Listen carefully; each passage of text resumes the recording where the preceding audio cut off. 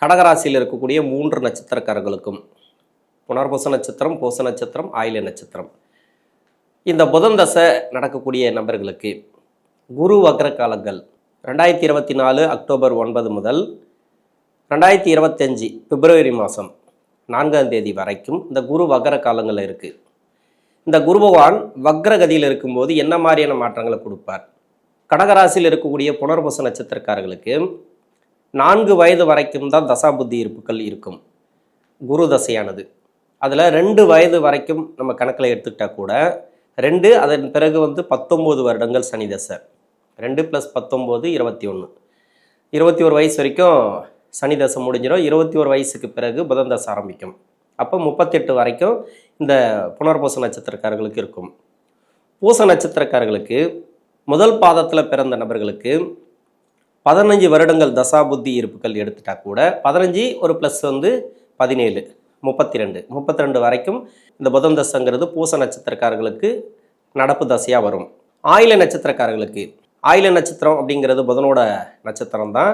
புதன் தசைங்கிறது சின்ன வயசுலேயே போயிடும். கிட்டத்தட்ட ஒரு 16 வயசுலேயே உங்களுக்கு புதன் தசை போயிடும். அப்போ ஆயில்யம் நட்சத்திரக்காரர்களுக்கு இந்த பதிவுங்கிறது அவ்வளோவா பொருந்தி வராது. புனர்பூச நட்சத்திரக்காரர்களுக்கும் பூசம் நட்சத்திரக்காரர்களுக்கும் இந்த புதன் தசைங்கிறது குரு பகவான் வக்கரமாக இருக்கக்கூடிய நேரங்களில் என்ன மாதிரியான பலன்களை கொடுப்பார்? இது இளவயது காலகட்டத்தில் தான் வருது. கிட்டத்தட்ட 20லேருந்து ஒரு 38 வயசுக்குள்ள 2 நட்சத்திரக்காரர்களுக்கும் குரு வக்கரமாகுது அப்படின்னா 11ஆம் இடத்துல வக்கரமாகுது ரிஷபராசியில். சுக்கிரனோட வீடு. சுக்கிரன் அப்படிங்கிறது யோக கிரகம் கிடையாது. சந்திரனோட வீட்டுக்கு சுக்கிரன் யோகம் செய்ய மாட்டார், சுக்கிரனோட வீட்டுக்கு சந்திரன் யோகம் செய்ய மாட்டார். அப்போ யோகம் செய்யக்கூடிய வீட்டில் இல்லை, பகை கிரக வீட்டில் இருக்குது. ஆனால் யோகம் செய்யக்கூடிய கிரகம் இந்த கடகராசிக்கும் இந்த கடக லக்னத்துக்கும் குரு பகவான் அப்படிங்கிறது யோகம் செய்யக்கூடிய கிரகம். 6ஆம் அதிபதி 9ஆம் அதிபதி, அதாவது பாக்கியஸ்தானாதிபதி. பாக்கியஸ்தானாதிபதி அப்படிங்கிற கிரகம் எந்த பாகவத்துக்கு அதிபதியாக வந்தால் கூட முழுமையான நன்மைகளை செய்வார். அதாவது பாக்கியஸ்தானாதிபதி அப்படிங்கிறவர் முழுமையான நன்மைகளை கொடுக்கக்கூடியவர். அவர் 8ஆம் அதிபதியாக இருக்கட்டும், இல்லை 4ஆம் அதிபதியாக இருக்கட்டும், இல்லை 6ஆம் அதிபதியாக இருக்கட்டும். 6ங்கிறது ஒரு மறைவு ஸ்தானம். அந்த அதிபதியாக இருந்தால் கூட முழுமையான யோகம் செய்யக்கூடிய கிரகம் தான் இந்த குரு பகவான். அவர் எங்கே இருந்தாலும் கெடுக்க மாட்டார். இப்போ குருவுடைய வக்ரகதி 11ஆம் இடத்துல வக்ரம். 21 வயசுக்கு மேலே இப்போ வெளிநாடு சம்மந்தப்பட்ட வேலைக்காக ட்ரை பண்ணுறீங்க அப்படின்னாக்கா வெளிநாடு வேலை வாய்ப்புகளை கொடுக்கும். 3 விதமாக பார்ப்போம்: வேலை, தொழில், திருமணம். முதல்ல வேலை வாய்ப்பு பார்ப்போம். வேலை வாய்ப்பை பொறுத்த வரைக்கும் வேலை வாய்ப்புக்கு எந்த ஒரு பிரச்சனையும் வராது. குரு பகவான் அப்படிங்கிறவர் உங்களுக்கு கெடுபலன்களை செய்ய மாட்டார். லாபஸ்தானத்தில் இருந்தாலும் கெடுபலன்கள் கிடையாது. அவயோகம் செய்யக்கூடிய வீட்டில் இருந்தால் கூட உங்களுக்கு கெடுபலன் கிடையாது. வேலை சார்ந்து இந்த குரு வக்ரம் ஆகக்கூடிய டைமில் நல்ல ஒரு மாற்றங்களை கொடுப்பார். புதுசாக வேலை தேடக்கூடிய நபர்களுக்கும் வேலை வாய்ப்புகள் உண்டு. வேலையில் ஏதாவது சிக்கல் இருந்தது, அந்த சிக்கல் இப்போ இருக்காது. உங்களுக்கு என்ன மாதிரியான ப்ராப்ளம் இருந்தாலும் சரி, வேலை ரீதியாக அது 8ஆம் இடத்துல சனி சிரோகான் இருந்து ஒரு சில சிக்கல்களை கொடுத்துட்டே இருக்கும். ஏன்னா அஷ்டம சனி நடக்குது அப்படிங்கிறதுனால நம்ம அதை கொஞ்சம் கவனத்தில் எடுத்துக்கணும். அஷ்டம சனி நடக்கும்போது எந்த ராசியாக இருந்தாலும் சரி, அஷ்டம சனி நடக்கும்போதோ 7 சனி நடக்கும்போதோ கோச்சாரத்தில் எந்த கிரகங்களும் சனி பகவானுடைய சப்போர்ட் இல்லாமல் எதுவுமே பண்ண முடியாது. என்ன ஒரு நல்ல பலன்களை கொடுக்க முடியாது. உங்கள் சுயஜாதகத்து அடிப்படையில் சனி பகவான் நல்லா இருந்தது, உங்கள் லக்னத்துக்கு நல்லா இருந்தது, வேறு லக்னமாக இருந்து இப்போ அஷ்டம சனி நடந்து கொண்டு இருந்தாலும் ஒரு சிலருக்கு வேலை வாய்ப்பில் ப்ராப்ளத்தை கொடுத்துருக்காது. வேலை வாய்ப்பில் ப்ராப்ளம் இருக்குது அப்படின்னாக்கா ஓரளவுக்கு நன்மைகளை பார்க்கலாம் இந்த குரு வக்ர காலங்களில். புதன் தசையில் இருக்கக்கூடிய நபர்களுக்கு புதன் தசை அப்படிங்கிறது உங்கள் ராசிக்கு, நீங்கள் புனர்பூச நட்சத்திரம் வந்தாலும் சரி, இல்லை பூச நட்சத்திரம் வந்தாலும் சரி, உங்கள் ராசிக்கும் உங்கள் லக்னத்துக்கும் அவயோகம் செய்யக்கூடிய கிரகம் தான் இந்த புத பகவான். அதாவது சந்திரனோட வீட்டுக்கு 3ஆம் வீடு அப்படின்னு சொல்லக்கூடிய கன்னிராசிக்கு அதிபதினு சொல்லக்கூடியவர் புத பகவான். விரையாதிபதினு சொல்லக்கூடிய மிதுனத்துக்கு அதிபதினு சொல்லக்கூடியவர் புத பகவான். அப்போது இந்த ராசிக்கு யோகம் செய்ய மாட்டார். இதே லக்னமாக இருந்தாலும் இந்த லக்னத்துக்கு இந்த தசையில் யோகம் செய்ய மாட்டார். உங்கள் சுய ஜாதகத்தில் எந்த அடிப்படையில் இருந்தால் ஒரு நல்ல பலன்கள் அப்படின்னாக்கா, இவர் 3ஆம் இடத்துல இருந்தாலும் நல்ல பலன்கள் இல்லை, ஆனால் 6ஆம் இடத்துல இருந்தால் நல்ல பலன்கள். அவயோக கிரகங்கள் 3, 6, 10, 11 இருந்தால் சிறப்பு. இவர் 3ஆம் இடத்துல இருக்கக்கூடாது, ஏன்னா ஆட்சி உச்சம் பலமாக இருக்கும். அதனால் 3ஆம் இடத்துல இல்லாமல் 6ஆம் இடத்துலேருந்து உங்கள் சுய ஜாதகத்தில் யோகம் செய்யக்கூடிய கிரகத்தோடு சேர்ந்து இருந்து, இல்லை பார்வையோ அப்படி இருந்து தசை நடத்தினா ஓரளவுக்கு யோகத்தை பார்க்கலாம். இந்த டைமில் அஷ்டம சனியில் கூட கொஞ்சம் தடை தாமதங்களை அதிகமாக கொடுக்கும் வேலை வாய்ப்பு ரீதியாக. அவயோகம் செய்யக்கூடிய இடத்துல இருந்து தசை பண்ணிச்சுனாக்கா நிறைய கெடுபலன்கள் கண்டிப்பாக உண்டு இந்த அஷ்டம சனி காலகட்டத்தில். அதனால் குரு வக்கர காலங்கள்ன்றது வேலை ரீதியாக ஓரளவுக்கு மாற்றத்தை பார்க்கலாம். நல்ல ஒரு வேலை வாய்ப்பு இந்த நேரங்களில் உண்டு.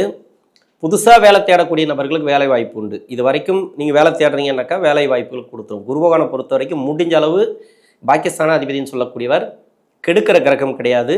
அதனால் நல்ல பலன்களை கொடுத்துருவார். அதன் பிறகு பார்த்தீங்கன்னாக்கா திருமணத்தை பொறுத்த வரைக்கும் இந்த வயது காலகட்டத்தில் திருமணத்துக்கு நீங்கள் முயற்சி பண்ணீங்கன்னாக்கா ஏற்கனவே அஷ்டம சனி நடந்துட்டுருக்கு. இதில் திருமணத்தை நீங்கள் தள்ளி போடுறது தான் நல்லது. இன்னும் 6 மாத காலத்துக்கு நிறைய பிரச்சனைகளை கொடுக்கும். திருமணம் ரீதியாக கணவன் மனைவிக்குள்ளே நிறைய கருத்து வேறுபாடுகள் வரும். பிரச்சனைகள் இல்லை, நல்லா போயிட்டுருக்கு அப்படின்னாக்கா உங்கள் சுய ஜாதகத்தில் புத பகவான் தசை அப்படிங்கிறது வலுவாக இருக்குது அப்படின்னு எடுத்துக்கலாம். அஷ்டம சனியாக நடக்கும்போதும் உங்களுக்கு பிரச்சனை இல்லைன்னா ரொம்ப நல்லது.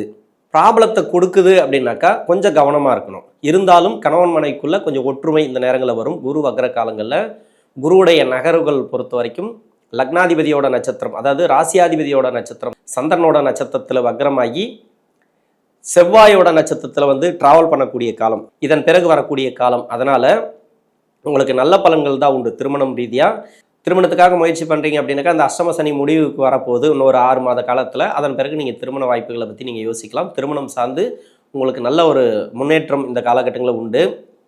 கணவன் மனைவி பிரிஞ்சிருக்கிறீங்க, இப்போ வக்கர காலங்களில் சேரலாம். ரொம்ப லேட் ஆகிடுச்சு, திருமணம் ஆகலை, இப்போ திருமணம் கூடி வரும். ஏன்னா வக்கர காலங்களில் கண்டிப்பாக திருமணத்தை கொடுக்கும். குரு பகவான் வக்ரமாகிறது சுக்கிரனோட வீட்டிலங்கிறதுனால சுக்கிரனுக்கு உண்டான காரகத்துவங்களை இந்த காலகட்டங்களில் கொடுக்கும். 2வது திருமணத்துக்கு சரி, திருமணம் ரீதியாக முன்னேற்றங்கள் உண்டு. இருந்தாலும் உங்கள் சுய ஜாதகத்தை செக் பண்ணுறது நல்லது. நிறைய தடை தாமதங்களை கொடுக்குது அப்படின்னாக்கா உங்கள் சுய ஜாதகத்தை செக் பண்ணுங்கள். அதன் பிறகு பார்த்தீங்கன்னாக்கா தொழிலில் நிறைய பேருக்கு இங்கே தடை நிறைய உண்டு. புதுசாக தொழில் ஆரம்பிக்கணும்னு நினச்சிருப்பீங்க. இப்போ அஷ்டம சனி ஆரம்பிக்கும் போதே நிறைய ப்ராப்ளத்தை கண்டிப்பாக கொடுத்துருக்கும். இந்த தொழிலெல்லாம் தடையை கொடுத்தது அப்படின்னாக்கா இந்த வக்ர காலங்களில் ஓரளவுக்கு மாற்றத்தை நீங்கள் எதிர்பார்க்கலாம். வருமானம் இல்லை, தொழிலில் இது வரைக்கும் சேமிப்பு இல்லை அப்படின்னாக்கா அந்த தொழிலில் நல்ல ஒரு வளர்ச்சி பார்க்கலாம். வேலை செய்யக்கூடிய இடங்களாக இருந்தாலும் சரி, நீங்கள் எந்த மாதிரியான ஒரு மாசம்பளத்தில் இருந்தால் கூட சரி, வேலையில் நல்ல ஒரு மாற்றம் உண்டு. தொழில் ரீதியாக நீங்கள் இன்வெஸ்ட்மெண்ட் பண்ணுறீங்க இல்லையா, அதை மட்டும் கொஞ்சம் தள்ளி போடுறது நல்லது. அஷ்டம சனி முடிஞ்ச பிறகு நீங்கள் பண்ணலாம். ஏன் அஷ்டம சனி நான் இதில் அடிக்கடி மென்ஷன் பண்ணுறேன் அப்படின்னாக்கா, அஷ்டம சனி நடக்கும்போது சனி பகவானுடைய ஒத்துழைப்பு இல்லாமல் எந்த கிரகங்களும் எதுவும் பண்ண முடியாது. இப்போ சனியோட பிடியில் இருக்கிறீங்க அப்படின்றதுனால நீங்கள் அஷ்டம சனி முடிஞ்ச பிறகு நீங்கள் தொழில் மாற்றுறதோ இல்லை இன்வெஸ்ட்மெண்ட் பண்ணுறதோ எல்லாத்தையும் பண்ணலாம். நீங்கள் அப்படியே பண்ணியே ஆகணும், எனக்கு வியாபாரத்தில் கொஞ்சம் ஏதாவது பண்ணியே ஆகணும், கடன் கட்டணும், கடன் பிரச்சனைகள் இருக்குது அப்படின்னாக்கா உங்கள் சுய ஜாதகத்தை செக் பண்ணுங்கள். இருந்தாலும் கடன் வாங்கணும் அப்படின்னாக்கா கொஞ்சம் கைக்கு அடக்கமாக கடன் வாங்குறது நல்லது. பெருசாக கடன் வாங்குறதை தவிர்ப்பது நல்லது. உடல்நிலை சம்மந்தப்பட்டதில் கொஞ்சம் பிரச்சனைகள் வரும் குரு வக்கர காலங்களில். அதனால் உணவு பழக்க வழக்கங்களை கொஞ்சம் கவனமாக இருங்க. இந்த கடகராசியில் இருக்கக்கூடிய 3 நட்சத்திரக்காரர்களும் ஆயில நட்சத்திரக்காரர்களுக்கு சின்ன வயசுலேயே இந்த புதன் தசை வந்தால் கூட உடல்நிலை தொந்தரவுகளை கொடுக்கும். 16 வயசுக்குள்ளே இருக்கக்கூடிய நபர்களுக்கு உடல்நிலை தொந்தரவுகள், மருத்துவ செலவு, அது இது ஏதோ ஒன்று கொடுக்கும். உணவு பழக்க வழக்கங்களை மட்டும் கொஞ்சம் கவனமாக இருந்துட்டிங்கனாக்கா எல்லாமே உங்களுக்கு நல்ல ஒரு டைம் அப்படின்னு சொல்லலாம். இந்த கடகராசியில் இருக்கக்கூடிய புதன் தசை நடக்கக்கூடிய நபர்களுக்கு நன்றி.